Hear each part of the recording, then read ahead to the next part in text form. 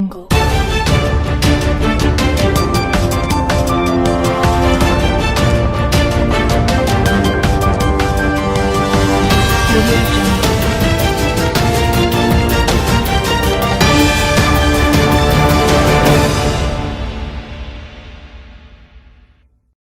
అన్నింటిలో కూడా ఇక్కడ ఉద్యోగం అనేది నాకు చాలా ఈజీ అనిపిస్తుంది.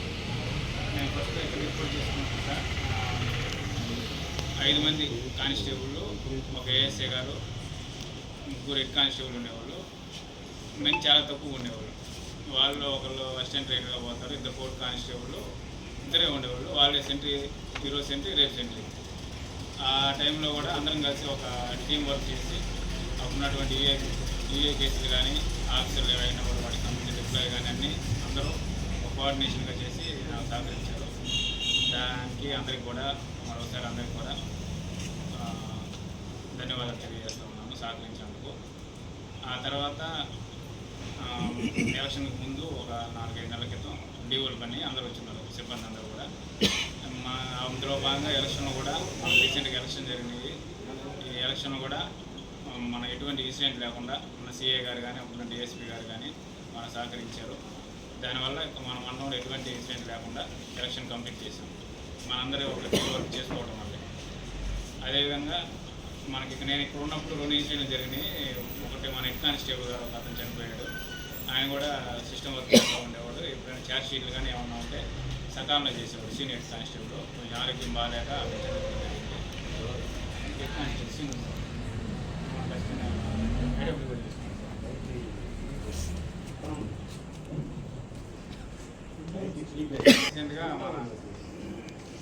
రీసెంట్గా మన కృష్ణ చనిపోయాడు. బ్యాడ్ ఇన్సిడెంట్, యాక్సిడెంట్ కావడం వల్ల. ఈ 2 మనకి నేను వచ్చిన పీరియడ్లో 2 బ్యాడ్ ఇన్సిడెంట్లు. కృష్ణ జరిగిన దాని తర్వాత మనందరం కూడా తెలుసుకోవాల్సింది, ఖచ్చితంగా హెల్మెట్లు అనేది ధరించాలి అందరూ కూడా. మనం ఉద్యోగానికి వచ్చేటప్పుడు బయట చాలా దూరం నుంచి వస్తూ ఉంటాం కాబట్టి ఖచ్చితంగా అందరూ కూడా హెల్మెట్ ధరించాలండి. అదేవిధంగా మన ఎస్పీ గారు చెప్పినట్టు మన 2 వీలర్స్ ఏదైతే ఉన్నాయో అన్ని కండిషన్లో పెట్టుకోండి. అందరూ కూడా టైర్లు అరిగిపోవడం, లైట్లు లేకపోవడం ఏంటి లేకుండా సార్ అందరూ చెక్ చేసుకొని బండ్లు అందరూ కూడా కండిషన్లో పెట్టుకొని వాడుకోవాలని చెప్పి కోరుకుంటాము. అదేవిధంగా నాకు ఇక్కడ ఉన్న పబ్లిక్ కూడా నేను 1 ఇయర్ చేశాను. పబ్లిక్ కూడా చాలా మంచివాళ్ళు. మనం వాళ్ళకి ఏం లేదు, టయానికి మనం రెస్పాండ్ అయితే చాలు. పిటిషన్ తీసుకొని వస్తారు. వాళ్ళకి మనం పని చేసినా చేయకపోయినా టయానికి రెస్పాండ్ అయ్యి వాళ్ళు చెప్పింది తింటే చాలు. తర్వాత ఎస్ఐ గారు చేయలేదన్నా కూడా ఏం చెప్పేది ఏమన్నారు. పొలిటికల్లో సంబంధించిన నాయకులు కూడా మనకు బాగానే సహకరించారు. ఈ 1 ఇయర్లో ఎవరు కూడా ఎటువంటి రిమార్క్ కానీ చేయలేదు. అదేవిధంగా పాత్రికేయ మిత్రులు కూడా ప్రెస్ కూడా మనతో బాగానే లైజంగానే ఉన్నారు. సో అందరికి కూడా మరోసారి ఇక్కడ నేను చేసిన ఈ 1 ఇయర్కి మన స్టాఫ్కి, పొలిటికల్ కానీ వాళ్ళకి కానీ పబ్లిక్ కానీ అందరూ కూడా మరోసారి ధన్యవాదాలు తెలియజేసుకుంటూ, మళ్ళీ ఫ్యూచర్లో నేను సార్ దగ్గర ఫస్ట్ టైం ఇప్పుడే వర్క్ చేస్తూ ఉన్నాను. ఇంతకుముందు చేయలేదు. సార్ గురించి నేను విన్నాను. మళ్ళీ ఎప్పుడైనా అవకాశం వస్తే సార్ దగ్గర వర్క్ చేయాలని చెప్పి మనస్ఫూర్తిగా కోరుకుంటూ ఈ అవకాశాన్ని ఇచ్చిన స్టాఫ్కి మరోసారి ధన్యవాదాలు తెలియజేసుకుంటూ సెలవు తీసుకుంటాను. ప్రతి ఒక్కళ్ళు ఆయనకి వెరీ గుడ్ పర్సన్ అని సర్టిఫికేట్ ఇచ్చేశారు. కాబట్టి మళ్ళీ ఎస్ఐ గారు మంచివాళ్ళు నేను అదే చెప్పి గోరు కొట్టించేసేది. నాకు మనవాడు కరెక్ట్గా చెప్పారు. అడిగినప్పుడు అంత సెలవులు ఇస్తే సార్ మంచివాడు. ఇంకొక ఆయన 2 ఆయన చెప్పాడు, పని మేము చేసినా చేయకపోయినా గట్టిగా మాట్లాడంటే కూడా మంచి ఆయన అన్నారు.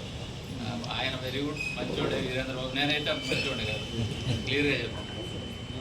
పైన ఆఫీసర్ని బట్టి మనం పోవాలి. ఎప్పుడైనా సరే యథా రాజా తదా ప్రజా అంటాం.